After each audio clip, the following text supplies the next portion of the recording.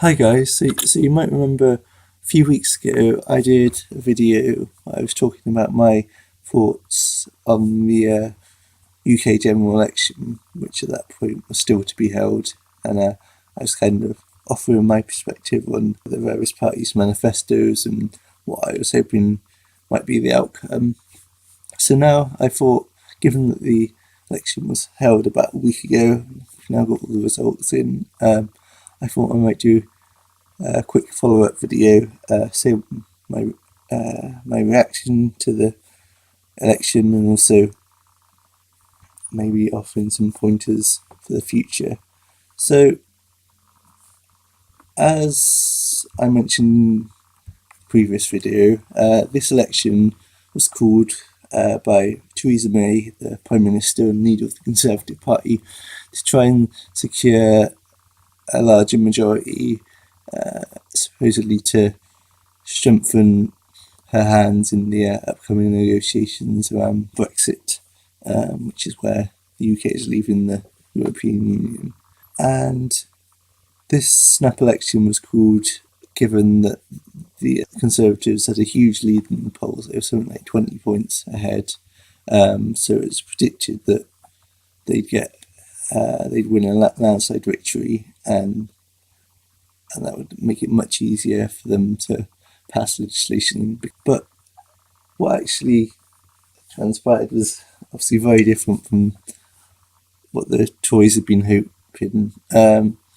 So on the one hand, Jeremy Corbyn and the Labour Party led an excellent campaign where they laid out a really positive vision for society, which was summed up in the wonderful manifesto that they produced.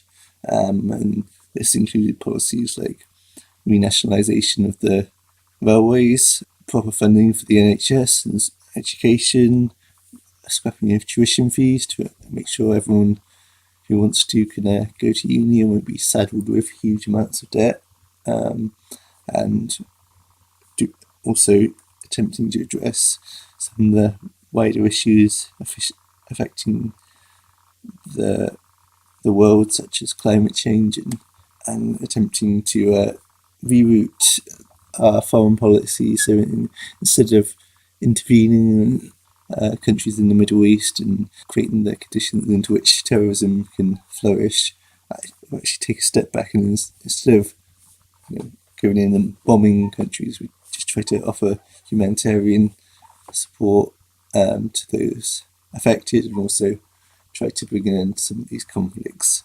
And then on the other hand, the Tories, led by Theresa May, led a really dreadful election campaign, and their campaign was masterminded by a guy called Lyndon Crosby, who's famous for basically basing campaigns around smear tactics and trying to make the electorate so afraid of the alternative they end up sticking with the status quo. So there were frequent mentions of very tenuous links that Jeremy Corbyn supposedly had to terrorist groups, and talking about how there'd be a coalition of chaos as opposed to the strong and stable leadership which Theresa May promised that she would deliver. But the thing was that the Conservatives didn't really offer any kind of positive vision for society in the same way that Labour had done. There was nothing really to excite voters, and indeed there were many very bizarre elements to the Tory manifesto, which in fact alienated many of their core constituents, perhaps because they were so confident that they'd secure a massive landslide that they could basically put anything in. So there are things like fox hunting, which even Conservatives tend to be opposed to, but Theresa May had promised to have a free vote on whether to repeal the ban on fox hunting. There was the so-called dementia tax, which would hit older people who are traditionally more conservative, particularly hard. And there were things like removing the triple lock to protect pensions. So these were really bizarre moves, and it wasn't clear what they hoped to achieve by introducing these measures. A second point is that Theresa May frequently avoided debates, avoided debating with the leader of the Labour Party, Jeremy Corbyn. So it seemed that she was basically just taking the electorate for granted and not even bothering to turn up these events and not really bothering to engage with people. She was just so confident that she'd win that she saw there's been no need.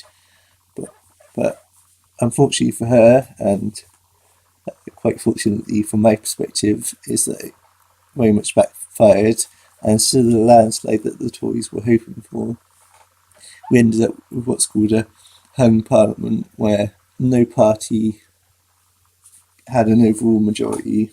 So that would basically mean it'd be very difficult for one party to govern on its own, because it wouldn't have a majority, so it'd be very difficult to pass legislation through the House of Commons.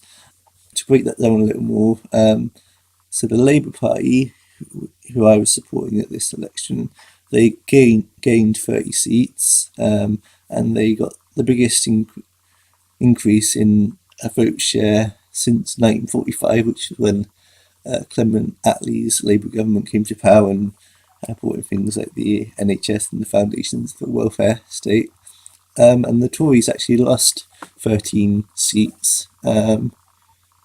So they lost their majority in the House of Commons.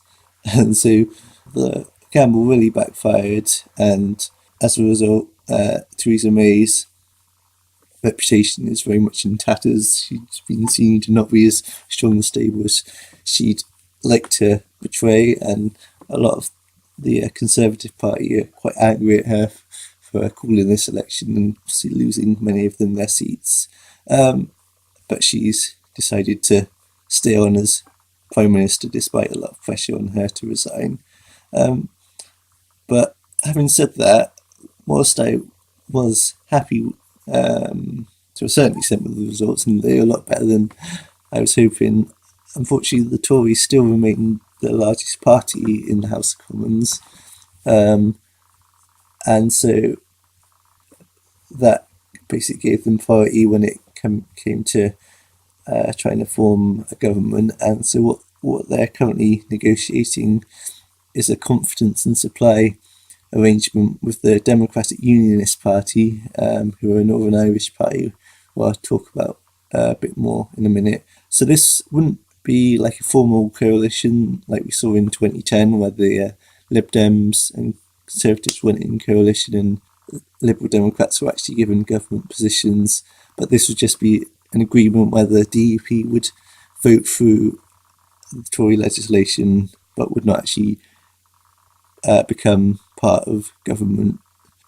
So obviously there were some questions about how stable an arrangement that would be. But first I just wanted to explain who exactly the DUP are, because I mean they're not often talked about because they're a fairly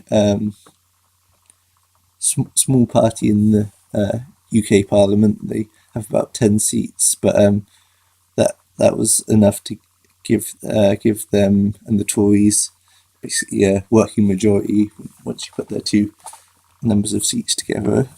So they're a socially conservative party, and they're a unionist party, which means that they wish to keep Northern Ireland part of the United Kingdom, as opposed to Republican or nationalist parties such as Sinn Féin and the Social Democratic and Labour Party, who want Northern Ireland to be independent from the UK and rejoin with the Republic of Ireland and form a united Irish state. And looking at some of the DUP's policies, they're actually quite scary. They've been opposed to gay marriage and abortion, and um, there's many of them that are climate change deniers. So it's amongst a whole host of other quite reactionary policies. So it's quite unnerving that they're basically holding a lot of power in the UK Parliament at the moment. And what I think is also important to highlight, given the repeated character assassinations of Jeremy Corbyn based on his supposed links to terrorist groups, which are really rather tenuous, should point out that the DUP have strong links to many loyalist paramilitary groups. So, for instance, the Ulster Resistance, who were a unionist paramilitary group, they were formed by a collection of people, including Peter Robinson, who was the leader of the DUP from 2008 to 2015, who went on to become prominent DUP politicians. So I think it's extremely hypocritical of the Tories to make this deal with the DUP, given that they were constantly portraying Jeremy Corbyn as a terrorist sympathiser, and now they're seemingly quite happy to jump into bed with these people who do have well-documented links to terrorist groups. And also what's particularly worrying is that it may jeopardise the Good Friday Agreement, which was basically a peace agreement made in Northern Ireland to bring an end to a lot of the conflict that had gone on over the years. But the thing is that the Good Friday Agreement requires the government to be impartial in brokering peace between Republicans and the Unionists. But this would be obviously very difficult to achieve if the Tories are dependent on the DUP to prop up their government, and that would obviously make them more inclined to show favour to the DUP. So that this basically risks reigniting the conflict, which claimed many lives, and which obviously it's been very hard work to try and bring about this peace process, and that's obviously also what Jeremy Corbyn has often been involved with, and which has led to him being portrayed as a terrorist sympathiser. It's because he's been willing to engage with these controversial groups, because basically it's not an endorsement of their actions, but it's a recognition that if you're going to bring about a peace process, you need to involve all players in the conflict. So yeah, I'm exceedingly worried about this potential agreement which might be made between the DUP and the Tories, and also I'm sceptical about how long it will last, given the huge pressure on Theresa May, and also the fact that even this arrangement will only give them a working majority of, a handful of seats, so that could easily come crashing down. So now I'd like to talk a little bit about the implications of the election result. So what was apparent from my perspective, both what I've read online and also my experience when I've been out campaigning in what was a marginal seat which Labour managed to regain from the Tories. It was apparent that young people came out in droves to vote for the Labour Party. And I think much of that, although obviously you can attribute some of that to how terrible the Conservative campaign was, I think one of the factors which really encouraged people to young people to get out there and vote was this left-wing progressive platform, which addressed many of the concerns of young people and many of the ways in which vulnerable communities have been basically sold down the river in the last 30 years, these kind of neoliberal policies. So I think, in many regards, the left-wing platform that Jeremy Corbyn stood on has been vindicated, because even though they didn't win the election, like I said, there was a huge increase in their vote share, and given where they were coming from, 20 points behind in the polls, to basically be neck and neck with the Tories, that's a huge achievement in just 6 weeks. And I think that this puts Labour in a very strong position if there is to be another election.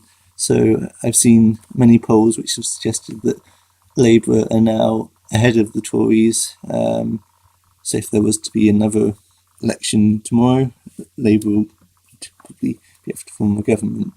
And what's particularly pleasing for me is that Labour did very well despite huge media attacks from the right-wing press, so the Daily Mail, Daily Express, and tabloids like The Sun.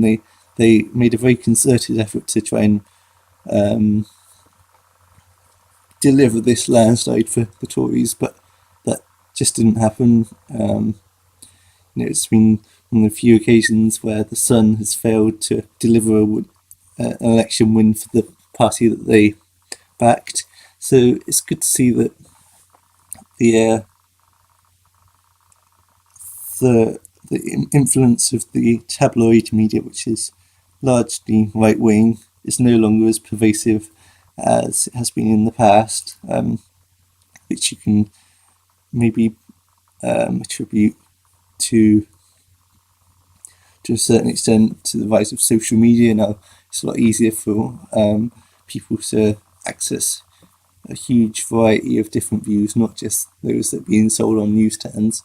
But also, I think people are coming to realise that these editors of tabloid newspapers often don't have working class people's best interests at heart. That they're largely dominated by very wealthy individuals and peddling policies that suit the interests of these very wealthy people, and I think people are finally starting to wake up for that.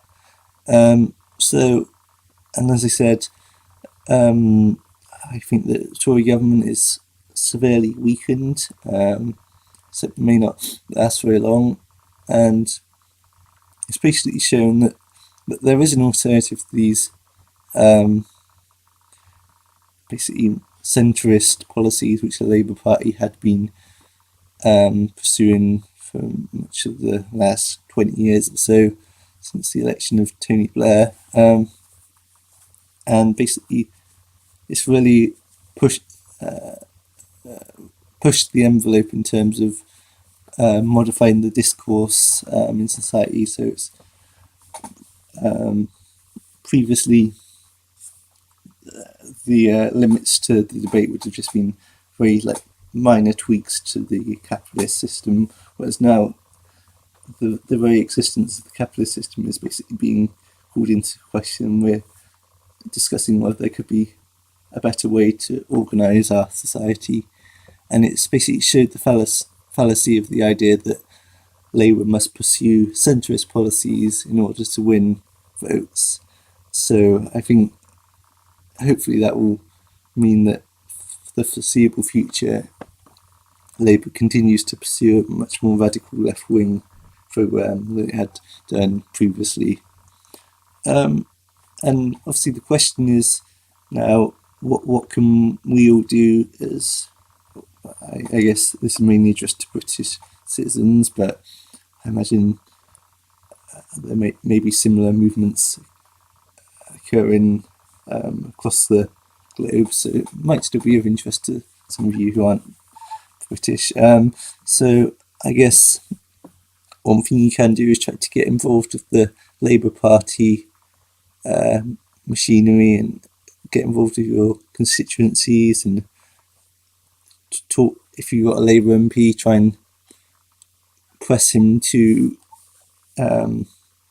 support these policies, because there's been a lot of infighting within the Labour Party, so it's important to try and shore up as much support as we can for the policies that are advocated in the manifesto. And it's also important that we continue to push Labour in progressive directions to make sure there's no backsliding on these manifesto pledges. But also, I think we have to recognise that politics isn't confined to elections. It's a lot wider than that, and so we can try and support and set up community actions that are supporting these people who might have borne the brunt of austerity over the last few years. For instance, a group that I'm involved with is called Exeter Food Fight, and we're a mutual aid based group, which I might talk about a bit more in a subsequent video. But we give out free food to anyone who wants it, whether that's homeless people who might have had benefit sanctions, or just people who want to stop and have a chat and something to eat. And we do that.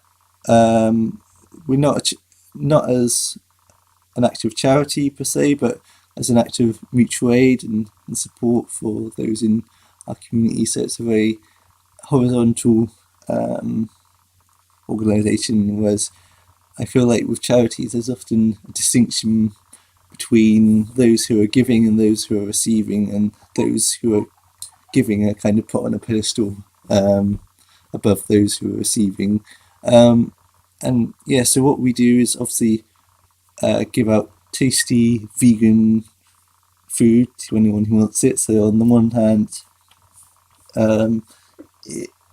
it meets a need that people have for food, but it also draws people in, and when they're drawn in, we can start discussions with them about the state of society at the moment and how we'd like things to change, and then hopefully that will change a few people's minds and maybe even inspire some others to start out similar groups. Like there's a widespread Food Not Bombs movement, which we were heavily influenced by. We're doing very much the same kind of thing, and so our hope is that this will continue to spread. And also, it just, in addition to the food, we provide a safe space where people can chat about any concerns that they might have. And often our society is very atomized, so I think it gives people who might not have many people to talk to a chance to basically express some of their worries, and then we can see if there's any way we can help them with that. But yeah, I'll probably talk a bit more about this in a later video, because it's obviously I quite like to talk about some of the theory behind it too. And yeah, so if there's any groups like that in your community, you might want to get support them, or set up your own group. And if so, I can help you out if you need any advice. And one thing I just wanted to highlight, based on recent events, I'm not sure how many of you've heard, but there was a massive fire at the Grenfell Tower, which is a block of flats in Kensington in London, and many working class people, predominantly people of colour, have lost their lives in that fire, and that's created a lot of anger, because there's a lot of evidence that the Tory government has failed to act, even though they've known there's been lots of issues, like in terms of how safe these buildings are, but the government has not acted, and as a result there's been huge loss of life, and I think it has made people realise that that often the Tories talk about wanting to remove red tape, to allow business to thrive. But actually, I think people have now realised that red tape is often there for a good reason. There's often good reason to have regulations to protect people's safety, and it seems to me that actually part of the reason why this fire may have occurred was because of the relaxation of safety regulations in relation to housing. So hopefully this will obviously this is a terrible tragedy, and I wish there had been some other way of reversing the trend, but if some good can come out of this, I hope it will be a realisation that actually this kind of idea that we need to free up the markets and remove as many regulations as we can, that probably isn't a good direction of travel, and hopefully this will lead to more progress being made in terms of actually shoring up the existing health and safety legislation that we have to make sure these vulnerable people are kept safe.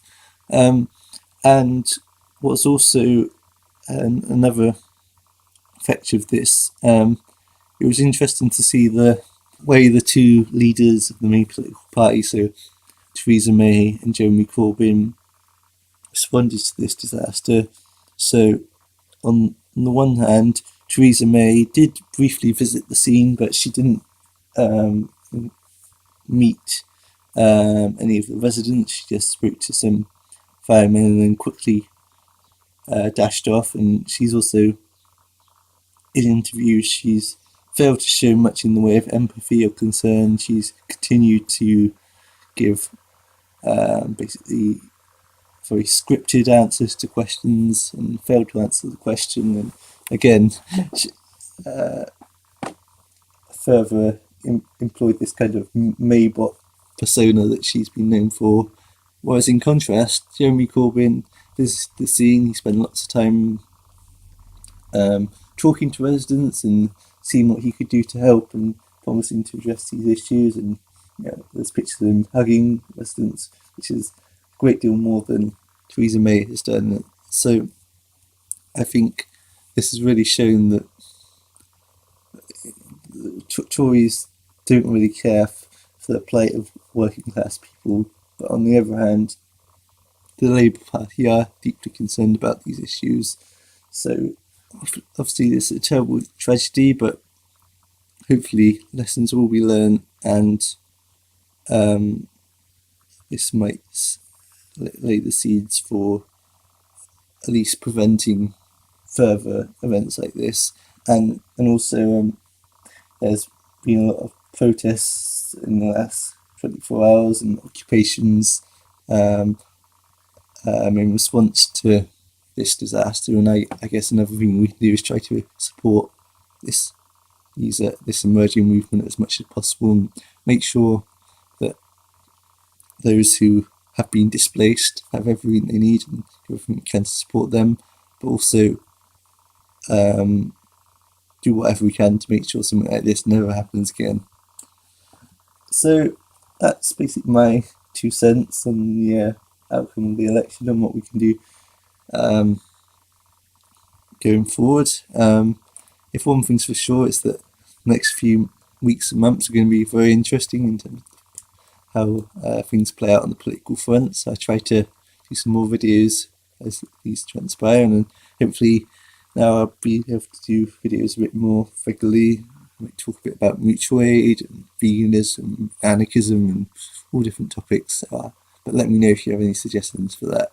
But anyway, thanks for watching this video, and I'll try to do another video soon.